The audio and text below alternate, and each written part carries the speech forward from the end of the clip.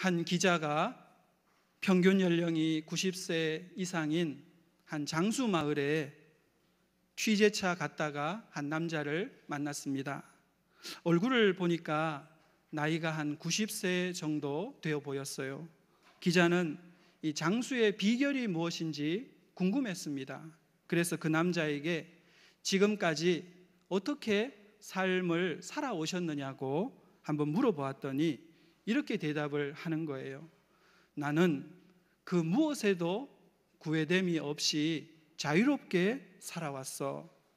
담배도 마음껏 피우고 술도 마음껏 먹고 많은 여자들과 사귀었지. 하고 싶은 대로 마음대로 살고 가고 싶은 대로 마음대로 다녔어. 그렇게 대답을 하는 겁니다. 기자는 또 물었습니다. 어르신 연세가 한 90세 정도 되어 보이시는데 실제 연세는 얼마나 많으십니까? 그랬더니 그 남자가 화를 내면서 무슨 말 하는 거요? 내 나이 이제 갓 50세 넘었는데 하면서 일어서더라는 것입니다. 그 사람은 누구보다 자유로운 인생을 살았고 술, 담배, 이성 아무 구애됨이 없이 마음대로 살았지만 그 결과는 50세 나이에 인생의 막바지에 다다른 그 90세의 얼굴을 하고 있었던 것입니다. 자유란 남에게 구속받거나 무엇에 얽매이지 않고 자유롭게 행동하는 것을 말하죠. 사람들은 누구나 자유를 원합니다.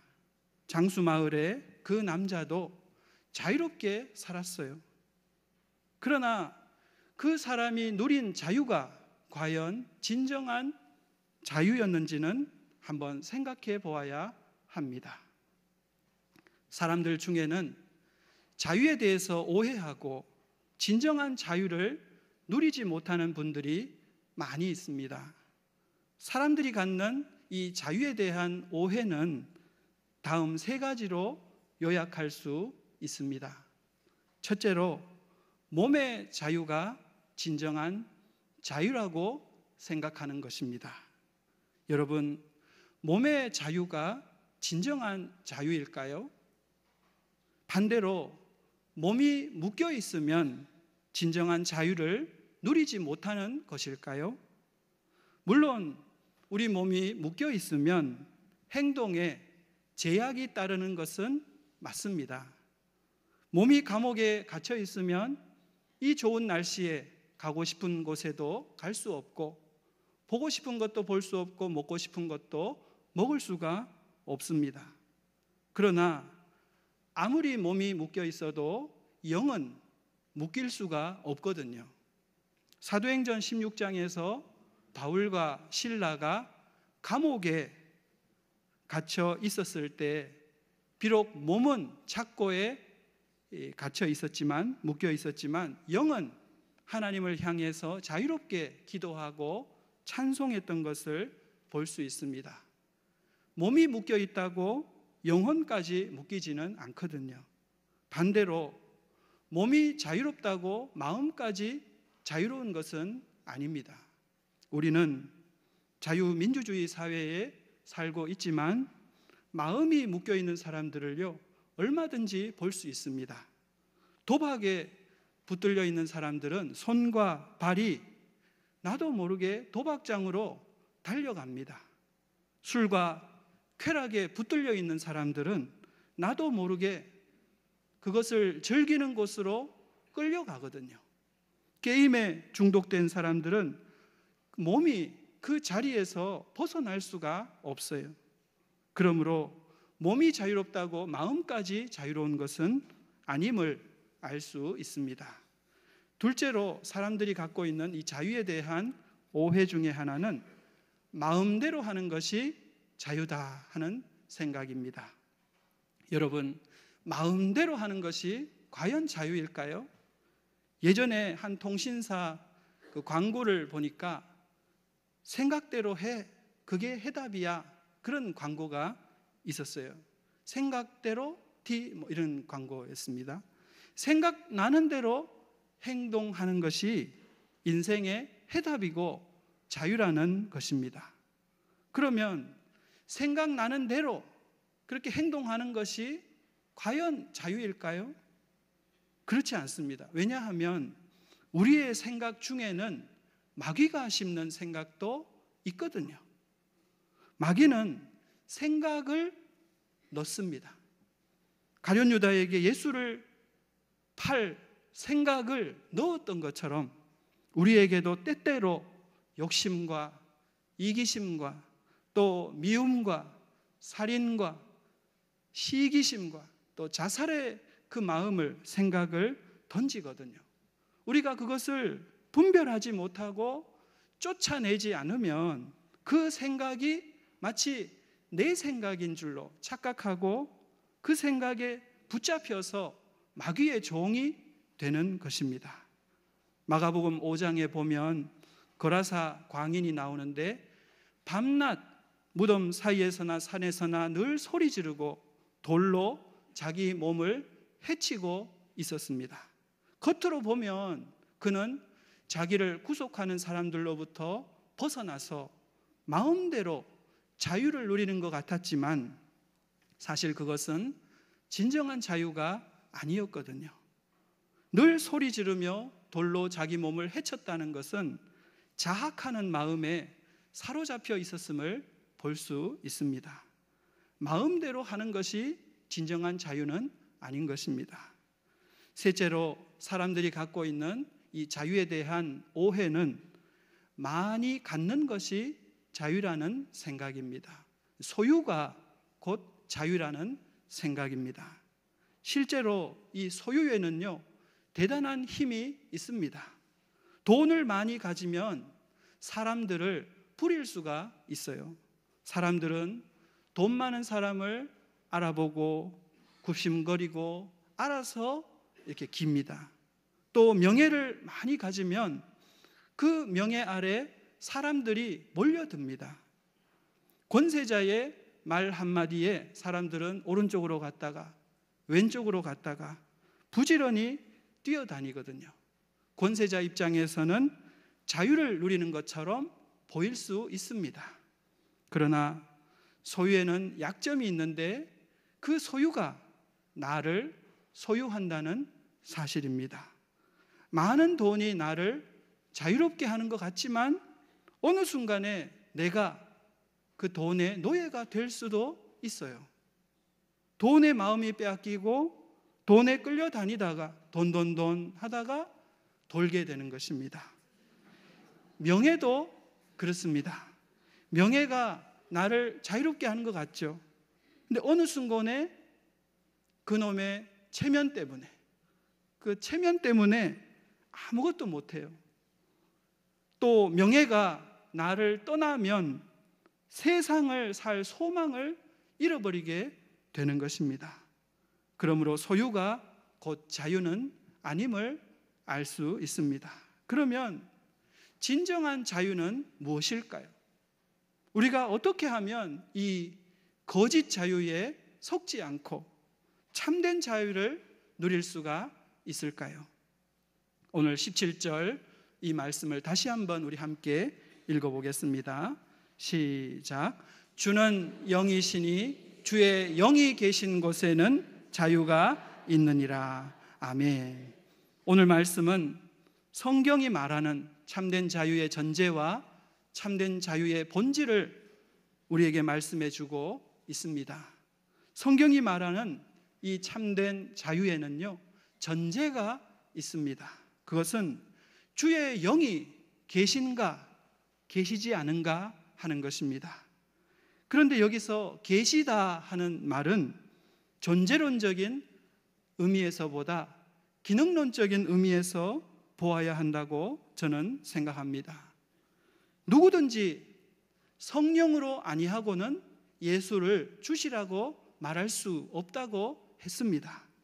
예수 그리스도를 주님으로 고백하는 우리 모두는 자기 힘으로 고백하는 것이 아니고 성령님의 역사 가운데 그렇게 고백하는 것입니다. 이것이 우리의 믿음이에요. 그런 점에서 우리는 모두 다 성령 받은 사람들이라고 할 수 있습니다. 그러나 성령으로 충만한가, 성령님의 다스림 가운데 있는가 하는 문제는 전적으로 다른 문제입니다. 주의 영이 계시다고 할 때 이 계시다고 하는 말은 성령님의 임재와 다스림을 뜻합니다. 성령님과 친밀한 교제와 사귐을 갖고 있는 상태를 뜻합니다. 여기에 진정한 자유가 있고 이것이 참된 자유의 전제라는 거죠. 또 우리는 참된 자유의 본질을 바로 이해할 수 있게 됩니다. 참된 자유는 몸의 자유나 마음의 자유가 아니라는 거예요. 참된 자유는 육체적인 혹은 정신적인 소유에 달려있지 않다는 겁니다. 참된 자유는 영적인 자유이며 성령님의 다스림 가운데 있느냐에 달려있다는 것입니다. 그러면 우리가 어떻게 이러한 참된 자유를 누릴 수가 있을까요? 어떻게 하면 우리의 자유가 몸과 마음이나 환경에 좌우되지 않는 진정한 자유가 될 수 있을까요? 첫째로 주의 영이신 성령님이 나와 함께 하시기를 간구해야 하겠습니다. 주는 영이시니 주의 영이 계신 곳에는 자유가 있다고 했습니다. 반대로 주의 영이 계시지 않으면 자유가 없다는 뜻이거든요. 주님은 영으로 우리와 함께 하시고 그분이 바로 성령님이십니다. 성령님께서 우리와 함께 하시고 성령님께서 우리를 다스리실 때 참된 자유가 우리 안에 임한다는 거죠. 그런데 성령님은 인격적이신 분이시거든요. 성령님은 강압적인 분이 아니에요. 성령님은 우리가 마음의 문을 굳게 닫고 세상의 쾌락과 짝하면서 그렇게 있을 때에 억지로 우리 마음의 문을 열고 부수고 들어오시는 분이 아닙니다. 우리가 우리의 죄를 회개하고 우리의 마음의 문을 열고 성령님을 인정하고 성령님을 환영하고 또 성령님을 모셔드리고 성령님을 의지할 때 비로소 우리 안에 들어오셔서 우리와 함께 하시고 우리를 다스리시고 우리 가운데 역사하시는 분이 성령님이십니다. 그러므로 우리는 성령님을 사모하고 또 성령님을 간절히 구해야 합니다. 그러면 우리가 어떤 자세로 성령님을 구해야 할까요? 누가복음 11장을 보면요, 성령님을 구하는 자세를 우리에게 교훈하고 있습니다. 밤중에 어떤 사람의 집에 손님이 찾아왔는데 먹일 음식이 없었어요. 그래서 밤이지만 자고 있는 옆집 친구에게 가서 문을 두드리면서 손님에게 대접할 떡 한 덩이를 빌려달라고 간청합니다. 성령을 구하는 자는 이런 자세로 간절히 구하라는 거예요. 염치가 없어야 돼요. 체면이 없어야 돼요. 부끄러움이 없어야 돼요. 그렇게 성령님을 간절히 구하라는 것입니다.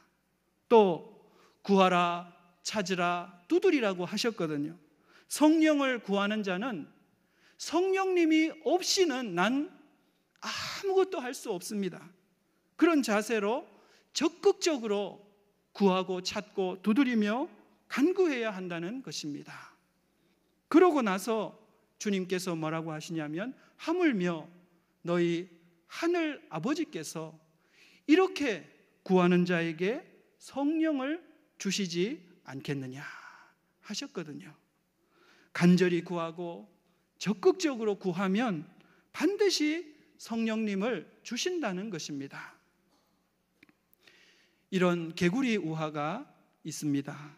개구리 2마리가 우유통에 빠졌습니다. 개구리들은 이제 사느냐 죽느냐 기로에 섰어요. 그런데 한 개구리는 개구리 인생을 금방 포기해 버립니다. 어떻게 재수 없이 우유통에 빠져 죽게 되었는가 절망하면서 죽을 바에야 우유나 실컷 마시고 죽자 하고는 우유를 마시다가 배가 빵빵해서 큰 대자로 뻗어 죽고 말았습니다.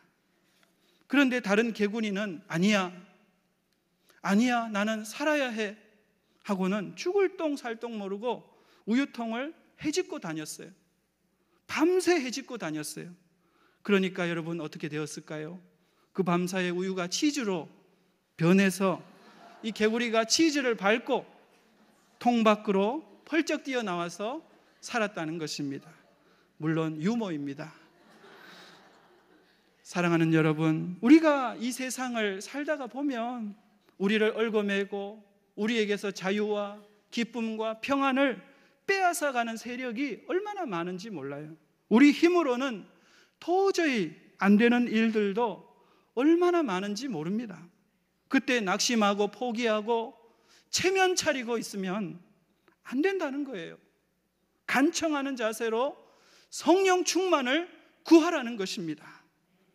여러분 중에는 나는 예수님 처음 믿을 때 성령 받았는데요 하면서 성령 충만함을 구하지 않고 신앙생활하는 분이 있다면 큰 손해를 보고 있는 것입니다. 사도행전 1, 2장을 보면요, 부활하신 예수님이 40일 동안 제자들과 함께 지내시다가 승천하시잖아요. 승천하시고 그때 성령님이 바로 제자들에게 오신 것이 아니더라고요. 그들이 마가의 다락방에서 10일 동안 오순절까지 40일 함께 계셨으니까 이제 오순절까지 10일이 있잖아요. 10일 동안 진액을 짜는 기도회를 가졌습니다. 그리고 마침내 오순절 50일째가 되자 그들에게 성령님이 임하시고 성령 충만함을 받게 된 것이거든요. 그러자 그들의 인생이 달라진 거예요. 두려움이 사라지고 죄가 물러가고 참 자유가 임하게 된 것입니다. 사랑하는 여러분, 주님께서는 간절히 구하는 자에게 성령을 주십니다. 성령 충만은 구해야 합니다. 구할 때 성령을 받게 되고 구할 때 성령 안에서 자유를 누리게 될 줄로 믿습니다. 여러분 모두 성령을 구하심으로 참된 자유를 누리시기를 축원합니다. 둘째로 우리가 참된 자유를 누리기 위해서는요, 성령님을 구할 뿐 아니라 성령님을 우리 인생의 주인으로 모시고 복종해야 하겠습니다. 우리가 참된 자유를 누리지 못하는 것은 내가 내 인생의 주인이 되어서 내 생각대로 내 마음대로 행동하려고 하기 때문입니다. 그러므로 우리가 참된 자유를 누리려면 먼저 나의 자아와 나의 욕심과 내 생각을 내려놓아야 해요. 자유에는 아이러니한 면이 있더라고요. 내가 아무 것에도 얽매이지 않고 내 마음대로 내 생각대로 내 하고 싶은 대로 행동하면 자유로울 것 같은데 그렇지 않거든요. 오히려 내가 성령님께 얽매일 때, 내가 성령님께 엎드리고 복종할 때, 그때 참 자유가 옵니다. 그러기 위해서는요, 나의 자아가 죽어야 합니다. 내 욕심을 내려놓고 내 생각을 내려놓아야 돼요. 왜 그런가 하면 우리 마음에는 두 명의 주인이 존재할 수가 없거든요. 내가 내 인생의 주인이 되면 성령님이 나를 다스리실 수가 없는 거예요. 성령님께서 온전히 내 인생의 주인이 되셔서 나의 계획과 판단과 내 인생의 방향을 주장하실 때 우리에게 참 자유가 임하는 것입니다. 그러면 성령님을 주인으로 모신다는 것은 어떻게 하는 것을 말할까요?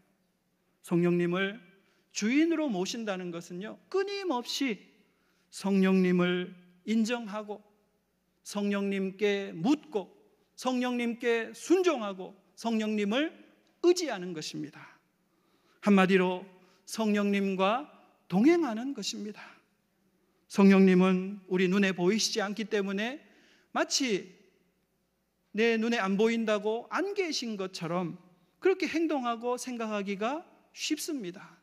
그것은 성령님을 주인으로 모신 것이 아니고 성령님을 무시하는 것입니다. 예수님은 십자가 지시기 전날 밤 제자들에게 고별 설교를 하시면서 내가 너희를 고아와 같이 내버려 두지 아니하고 너희에게로 오리라 하셨어요. 내가 떠나는 것이 너희에게 유익이고 내가 떠나가면 보혜사를 너희에게 보내주겠다고 약속하셨거든요. 이 약속대로 성령님이 이미 오셨고 우리와 함께하고 계십니다. 그러므로 우리가 성령님을 주인으로 모셔야 하는데 주인으로 모시기 위해서는 순간순간 성령님을 인정하고 성령님께 묻고 성령님께 순종하고 성령님을 의지해야 하는 것입니다. 지금은 돌아가셨지만 예수원을 섬기셨던 대천덕 신부님이 계십니다. 이분은 개신교 성공회 신부님이신데요. 이분의 영어 이름이 토레이이십니다. 근데 이분의 할아버지가 무디와 함께 동역하셨던 또 성령론 등 많은 책을 지으신 R.A. 토레이 유명한 그 목사님이시더라고요. 그런데 이 대천덕 신부님에 관한 유명한 일화가 있습니다.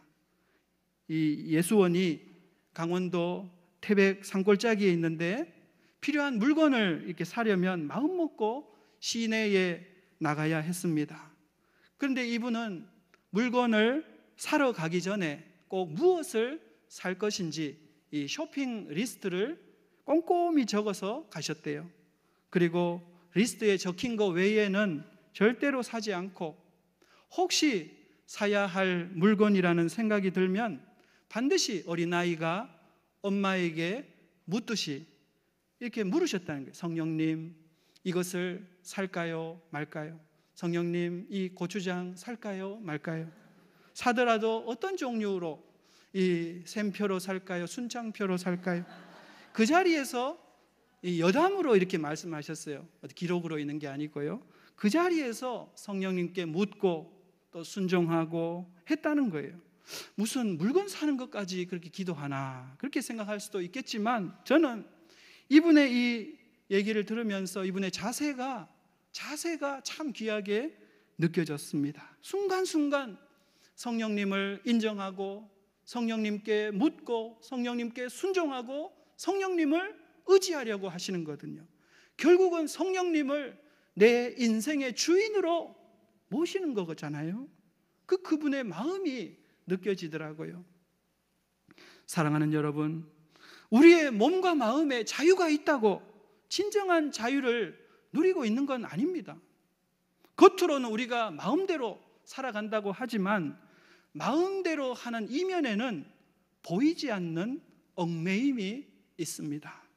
특히 마귀의 집요한 공격과 악착 같은 유혹이 있어요. 그러므로 진정한 자유의 비결은 성령님께 얽매이는 것입니다. 성령님을 우리 인생의 철저한 주인으로 모시고 순간순간 성령님을 인정하고 묻고 순종하고 의지하는 것입니다. 여러분 모두 성령님을 주인으로 모시고 복종하심으로 평안의 영이신 성령님께서 주시는 참 자유를 누리실 수 있기를 축원합니다. 셋째로, 우리가 성령님을 통해서 참 자유를 누리려면요, 말씀으로 충만해야 합니다.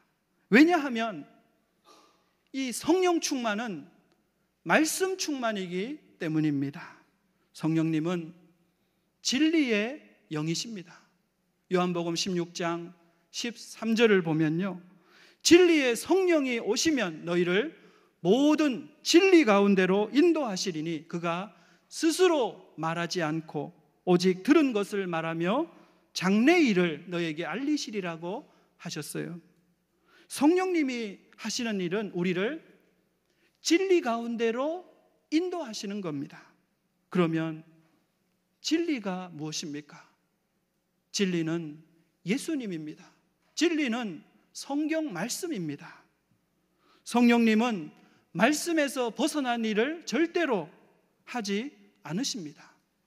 만일 성령님의 인도를 받았다고 말하면서 성경과 다른 내용을 가르치거나 성경과 다른 내용을 요구한다면 그것은 분명 거짓 영입니다. 요한일서 4장 1절을 보면요, 영을 다 믿지 말고 오직 영들이 하나님께 속하였나 분별하라고 하셨거든요. 그리스도인들은 꿈을 꿀 수도 있고 환상을 볼 수도 있고 다양한 영적 체험을 할 수 있습니다. 그러나 그것이 모두 다 성령 체험이라고 하기는 어렵습니다. 왜냐하면 거짓 영이 있거든요. 그러므로 우리는 늘 말씀을 가까이 해야 합니다. 말씀을 통해서 분별해야 합니다. 성령 충만은 말씀 충만이고 말씀이 충만할 때 자유가 임하기 때문입니다. 저는 대학 다닐 때 성경을 공부하면서 말씀의 역사를 통해 자유를 경험한 적이 있습니다.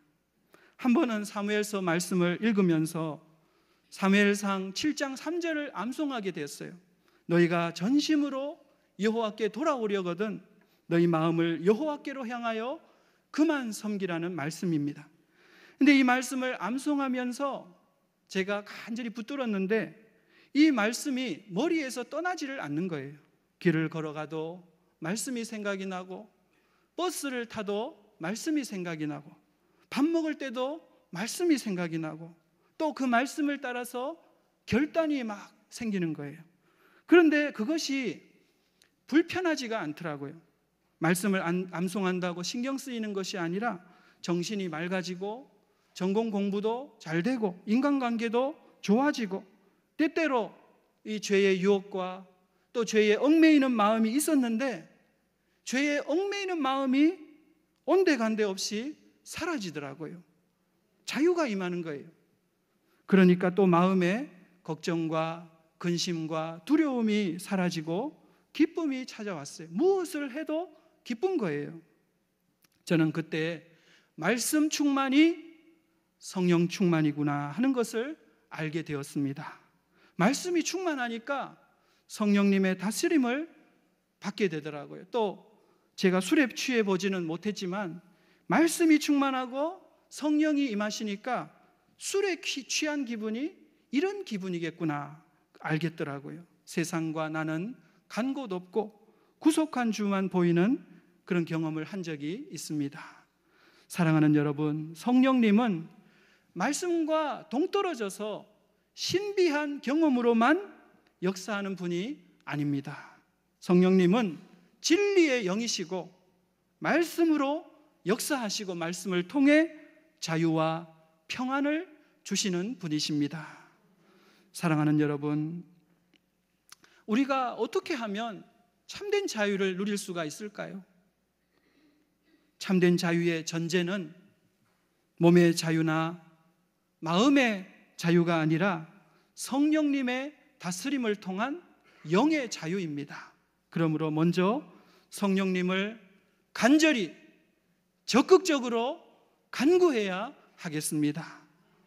무슨 일이든 성령님을 인정하고 성령님께 묻고 순종하고 의지해야 하겠습니다. 또 말씀 충만을 통해서 성령 충만을 누려야 하겠습니다. 사랑하는 여러분 모두 얽매임과 불안이 많은 이 세상 가운데서 성령님을 통해서 참 자유를 모두 다 누리실 수 있기를 간절히 축원합니다. 우리 이 시간 함께 통성으로 기도하시겠습니다.